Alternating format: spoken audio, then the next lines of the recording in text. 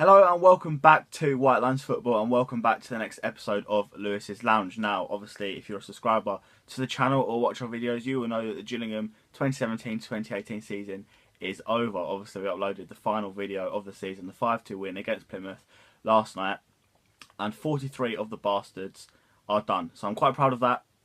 If you want to check that out, obviously, it's on the channel. But the end of the season means, often for lower league clubs, that the retain lists need to be announced. Obviously, in Premier League clubs, players are normally tied down to more deals. You don't necessarily always see players released, maybe 2 or 3 at the end of every season. But in lower league football, it is a lot more common because players often see out their contracts and they either get new ones or get released. That's normally the way it is in lower league football. Gillingham have a total of, I think it's 19 players out of contract now, so it's a lot of the squad. Obviously, 2 years ago under Justin Edinburgh, when we signed a lot of our players, they were all signed on 2-year deals. Quite a lot of players got 1-year deals in the summer. So there are 19 players out of contract and they have to be either offered a new deal or let go, basically. I'm going to run through now every single player and my thoughts on the player and whether they should be kept on or released, the length of what I thought they think they should be kept on for, etc. And I'm just going to say what I think will happen and what I would do if I was in Steve Lovell's shoes. So we're going to go through the squad numbers. We're going to go through in-squad numbers. So we're going to start low down. Obviously, Stuart Nelson was meant to be out of contract, but he left the club earlier on in the season to join Yeovil by mutual consent. So the first player is number 3, the left-back, Bradley Garmston. Garmston's probably the one that splits it the most for me. I'm very unsure on him. When we signed him from West Brom, when he was on loan from West Brom, he looked really, really good. He looked like the left-back we've been looking for a long time. And he has been pretty solid, you know, when he's been fit. He's had a couple of horrible injuries. And since those injuries, I don't really think he's been himself. You know, his main asset was his pace. Any FIFA player would know that. I think he had like 92 pace on FIFA. But if you go down to watch Gillingham regularly, you will know that Bradley Garmston's pace was a huge asset getting down that left wing. It does seem he has a lot more to give. You know, in pre-season when he was playing left wing back, he looked really good. He looked a huge like weapon in the Arsenal. And he's solid enough both ways. He's good enough defensively. He does have the odd error in him, but he's solid enough and he's good enough going forward. But I think, you know, Jack said in the video at the weekend he probably won't bother with him anymore. I think he has a lot more to give.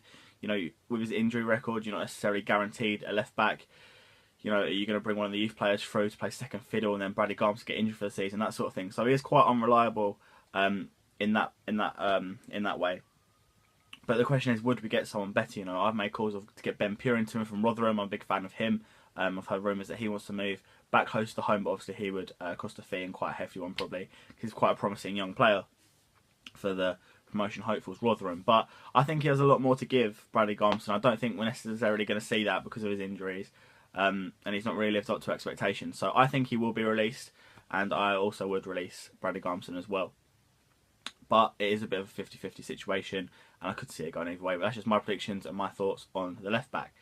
Next up, we have number 6, Gabby Zakuani. Now, obviously, we've interviewed him on the channel. He is my player of the year, hands down. He's been absolute rock at the back.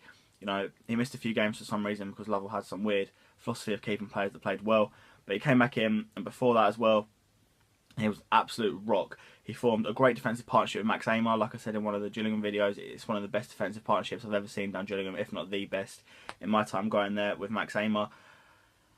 You know, he's got the experience. He's played at the likes of Stoke, Peterborough, Northampton, a very high level of football, and he's an absolute rock. You know, he literally just an old-fashioned centre-back. You know, he said that him and Max Amar make a good partnership because Amar can play a little bit, and Zakuani literally just head it, kick it, block it. He's experienced so well, and he's literally, I think we had joined 6th best defence in the league this season, something like that. I don't know if it went down actually on the last day, but he's such a good defender. He gets into my Gills 11 since I've been going. In the back 3 with Simon King and Adam Barrett, John Egan in midfield, just a little reference there. But yeah, for me, he absolutely has to stay. I've spoken to him actually, and he said he can't confirm or deny anything. So obviously, hopefully, negotiations are in the process there, but I think he'll be offered a new deal, and I would also keep him on. Next up, we have number 7, Scott Wagstaff. Now, when Scott Wagstaff was signed, I think there was a lot of hope about him. You know, I think, oh, League One, he's going to be a top player. He's got experience there, winning it at Bristol City, etc. And I don't think we've seen the best of him, but we've seen very good sparks. You know, what he can do when he gets to run a game. He's had a good partnership with Luke O'Neill in the recent season. He something sticks out for me. He really knows how to win penalties. He runs at defenders, wins penalties, which is good. He knows how to hit the byline. He always gives 110% whatever position he'll play. He's equally effective at right back, right wing back, right midfield. Very useful player anyway down that right side, really. And I don't think we've seen the best of him, but he's had injury problems as well. And I think he has to be offered a new deal. He's creative. You know, he's everything you want for a team of this level. And if a 17th position League One team is releasing a player like Scott Wagstaff, I think there's probably something wrong. So I think he will be offered a new deal, and I would offer him a new deal as well. Next up, we have Lee Martin, who is our current captain, and he is by far our most creative player as well. When he's not in the team, you can see the difference. You know, when we're playing a 4-4-2 and Martin's suspended, because he's suspended a couple of times this season, he's been injured, he's been ill. But when we're playing a 4-4-2 and we don't play Lee Martin on the left or behind the strikers, it is a completely different team. His work rate is top-notch defensively going forward. He always gets back when he needs to. You know, obviously you want him higher up the pitch, but you want him pressing, you want him getting back if the shorter numbers covering, and that's exactly what he does. And he's honoured to captain his club, I know it, and he gets a lot of stick from the fans, but I think it's undeserved, because I know he sometimes has a rash moment in him, like when he got sent off against Wimbledon, like when he got sent off against Southend. But he's done a good job as captain, and he's equally effective out wide, behind the striker. He pulls all the strings, and he's by far our most creative player. He's got a good background in the youth ranks as teams such as Manchester United. But I think he's got to be kept on, and I also think he will be kept on. Next up, we have Tom Hadler. He's our goalkeeper, obviously our second choice goalkeeper. He's made one professional appearance for us competitively. That was in the 3-0 defeat to Blackpool. But he's 21 years old, you know, he came through the ranks at Gillingham. He's done really, really well in the games he's played, apart from that error, which did actually take a deflection on the free kick against Blackpool. But he's done well, he's looked confident, his kicking's good, which can't be said for a lot of Gillingham goalkeepers. He's played well when he's gone out on loan. Obviously, like to Gloucester, they've all reported really well on him. He's looked good in the friendlies I've seen. He's got a big future. I think we need him tied down. He's 21 years old. He's got ages to develop, and Glenn Johnson, the goalkeeping coach as well, speaks very highly of him. So hopefully, we'll see him offered a new deal, and I also think he will be offered a new deal. Next up, we have Aaron Morris. This is a sad story because he's signed a 2-year deal, or in the last 2 years, so to speak. He hasn't played a single minute of competitive football, which is sad. He obviously had a really, really bad injury, and then he hit it again last season. He's missed 2 whole years, and unfortunately, you can't keep players around like that picking up a wage. I know he hasn't been around the club much at all. He's had little to no involvement with the club. You can see the picture there. He's not there. He's not been at the Player of the Year Awards. He wasn't at this Family Fun Day on Sunday. I think he's basically already left the club. You know, it was a great buy from the lower league, and he done really well when he did play, whether it was holding midfield, whether it was right back, centre back, or centre midfield on the side of a diamond, which we probably saw the best of him. I think he's going to be forced to retire at a young age, which is a really, really sad story because he's a quality player, really, really good player. Hopefully we could talk to him on the channel at some point, if that does come round. It's a sorry story, but I would let him go, and I think he'll also be let go. But I want to make the point that if he was fit, then I would definitely give him a new deal. Next up, number 17, Nolan Bow. Now, this kid has a lot of potential. Trust me, I watched a lot of youth games when he was in the youth team, and I've seen him quite a few times, and he has a lot of potential. He's got all the attributes you want for a striker. He's got the strength, he's got the pace, he's got the power.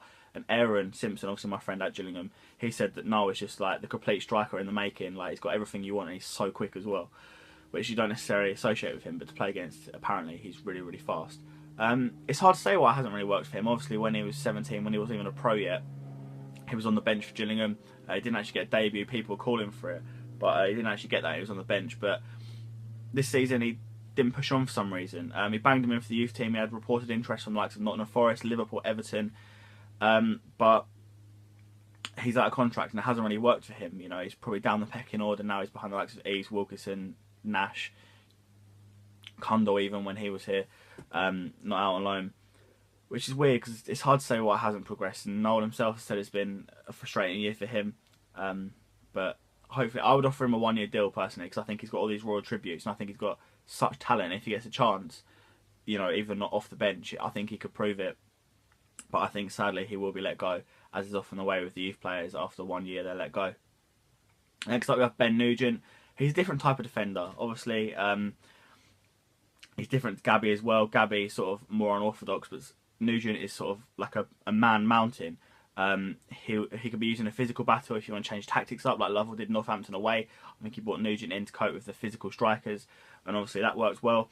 He has awful distribution. Make no mistakes, just long ball, long ball, long ball. If he passes it short, normally gives it away. But I think he's an excellent third or fourth choice centre back. You know, Nugent, Zakwani, Lacey, Amar and Omar, I think is a brilliant centre back, back five. Obviously we'll get to O'Mara soon. But I think that's a brilliant centre-back choice. I think Nugent should be kept on for at least another year. Because I don't think you're going to find a better third or fourth choice centre-back at this level. And he gives a different option at the back there for Gillingham. Next up we have Darren Oldacre, who similarly, Ben Nugent, I think he will be kept on. And I would also keep him on. And I'm also just going down the list because I've realised I missed out someone. Number 18, Bradley Stevenson. I speak to him quite a lot. He's a nice guy. I go well with him, he speaks to me. I think he's probably the least advanced out of the youth players, out of the 5 new pros. So obviously O'Mara, Chapman, Simpson, and Bowe and Stevenson. I think Stevenson's probably the least advanced. I think he was the least thought of when they came through. Had a few chances, sort of pushing the first team in certain cup competitions. He made his debut against Luton, I think it was in Checker Trade Trophy, when he wasn't a pro yet. And he's also playing the friendlies. He's had a couple of games on the bench, but we haven't seen much of him. He was highly rated at youth level though. He's not had many chances at the first team, like I say, but he just seems to have a little bit of creativity about him.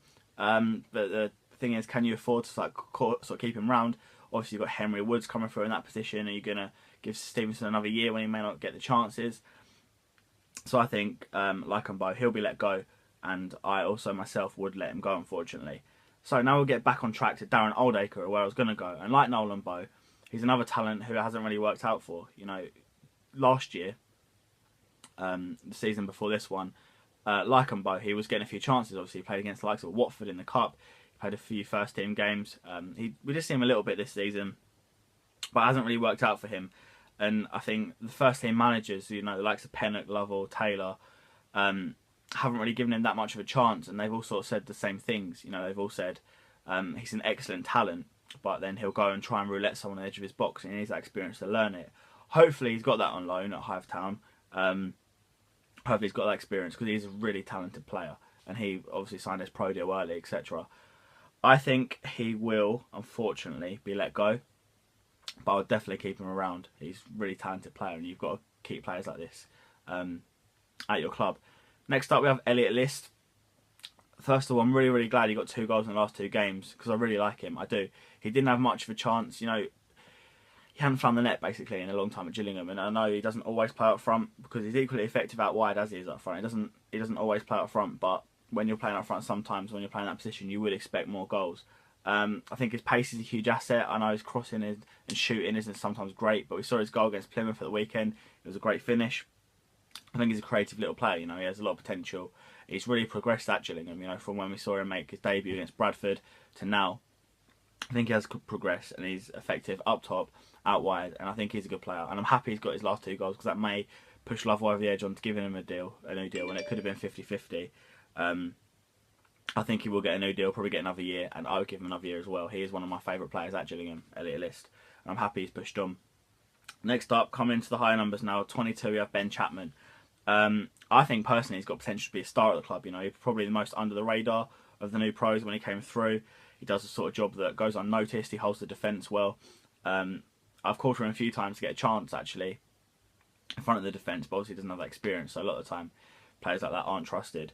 But he's confident on the ball, he's composed, he's good at defending, tackling, not afraid to put a tackle in. We've seen that in all the friendlies that he featured in earlier on in the season, and also out on loan he's got a few assists, so he knows knows how to pick out a teammate. He's not had many first team opportunities. He sort of reminds me of Jack Payne, you know, comes through the ranks, solid defensive ability. But I think Chapman will probably be let go because he hasn't had much of a chance. But these sort of players, it could go the other way because they haven't had a chance, so maybe we'll want to give him another chance. But I think he will be let go, but I personally would keep him on. Next up we have Aaron Simpson, obviously a very good friend of mine, and he's a good footballer as well. We're going to judge this basically purely on football talent, rather than he's a friend of mine. But he always gives 110%, I know that. His effort, when he goes onto a football pitch, knowing him personally on a football pitch, he is a completely different man. He gives 110%. He loves to go forward, make no mistake about that, but he's equally as good defensively. He can play left back, he can play right back, left midfield, right midfield, left wing back, right wing back. I know he's had a few chances off the bench, on the bench, and he's made his debut in the cup competition against Southend this year. He's been on loan at Margate, so he's another one that could easily be let go. I would keep him on, that's from a footballing perspective. And I also think he will be kept on because I think he could easily play second fiddle left back next year, which is why I was talking about Bradley Garmston. You know, would you trust Garmston to play first choice left back and have Simpson second choice, because Garmston could get injured, and then Aaron Simpson at what would be 19 years old would have to play a whole season, that sort of thing. So it's 50-50 one again, but I would keep him on personally. Next up we have Greg Cundall. So at 21 years old, I think it probably is a little bit too late for him to stay at Gillingham. He's a little bit older than the other boys, or the other boys are 18 going on 19, he's 21. He got a 1 year deal last year, but I don't really think he's taken his opportunities. He's had a few chances, playing behind the striker, playing up front. But I don't think he's taken it. He hasn't managed to force his way into the team. He was compared to Harry Kane by Josh Parker in terms of characteristics earlier on in the season. But I think he's left it too late if he's ever going to develop, and I think he'll be let go in summer, which is a decision I would mirror. Then we have Finn O'Mara. He is solid enough at right back or centre back. Like I said, I think he's a good second, third choice right back, and I think he's a good backup centre back if needed. He's seen the most action of the new pros probably. He's actually played in the league against Portsmouth on TV. Played against Blackburn as well, I believe. I think he's a great fifth choice. But with Jack Tucker, the young player of the year, coming through, signing as pro, Ryan Huckle as well, signing as pro, will O'Mara be needed around the place? Because obviously Huckle and Tucker are going to be there as the pros. And then you've obviously got, if you keep them on, Zakwani, Amon, Nugent and Lacey. And then will O'Mara be needed? Because football's a ruthless business, and I can see personally O'Mara being let go, but I would keep him on because I think he's insanely talented. Next up we have Mark Byrne. Now this is an interesting one because a lot of people know my views on him. He's a player of the year. I can understand why, don't get me wrong. He works so hard.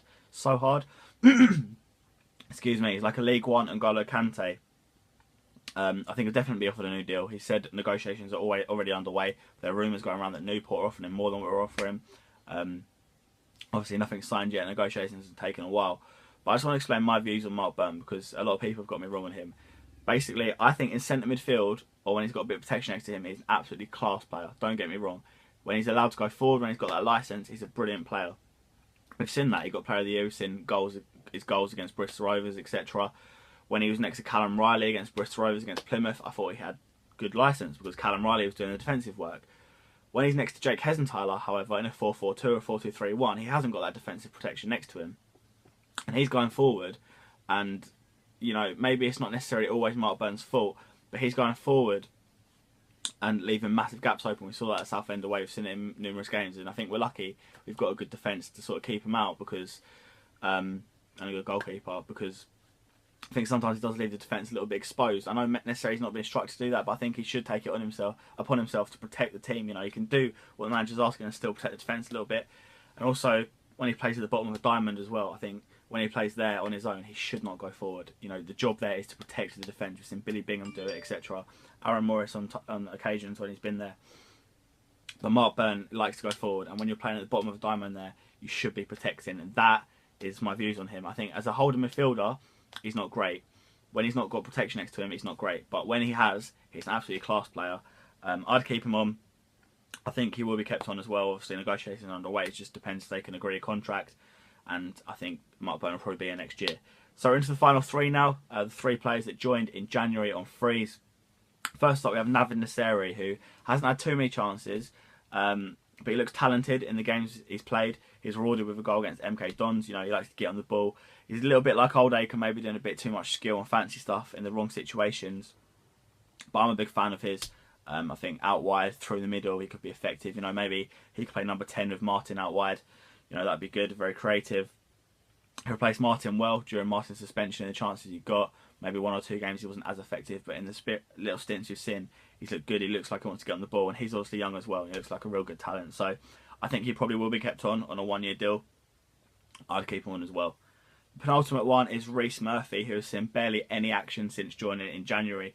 In fact, he's in 45 minutes after he was hauled off for half-time in the game he did play. He showed nothing in the game, excuse me, or in the game versus Maidstone, even though he did get a goal. And he doesn't even have time on his side. He's 27 years old, and I don't think he's cut out for this level. I think he'll be let go, and I would let him go as well. Finally, we have Frank Musa, who didn't get very many minutes, but he looks okay in what we've seen, to be fair. Out wide, through the middle again, very good, or equally effective, I should say. And he's probably brought in for depth reasons, to be honest. He hasn't been used much, hasn't been in the squad that much. And I think he'll probably be let go. Obviously bought on a short-term deal, probably for the depth. and I'd let him go as well. But he looks a decent enough player, and I think another League One team could pick him up and he could do well there. Basically, this is who I think will be offered a new deal, not who will stay. So, like I say, Zakuani could be offered a new deal, Burn could be offered a new deal, Burn has been offered a new deal. But it doesn't mean they'll stay. So they're my predictions. I don't think I've actually predicted anyone that I want to leave that I think will stay. But obviously, like I said on Twitter, you could have sort of Lee Martin Rees and Rees Murphy gets a 2-year deal. It's completely random at this level. Like we saw Brennan Dickinson go, who would have been a class player to keep. We've seen players like that go. And obviously it depends on the contracts they get offered as well, whether they stay or not. But that is my Gillingham FC retain list. Obviously the squad could be torn apart this summer, but obviously we're hoping for a few new arrivals, and we're hoping Scally backs level and puts his hand in his pocket. But let me know what you think down below in the comments or on Twitter at LRC Browning or at White Media. Remember to follow everything in the description. Our channel partners, we've got 3 of them now. Obviously, Cobblers Vlogs, Cobblers Vlogs, and a League One podcast, who have rebranded themselves actually. So check all them out in the description. Please remember to like, subscribe, follow the socials, and I will see you next time. Thank you very much for watching. Goodbye.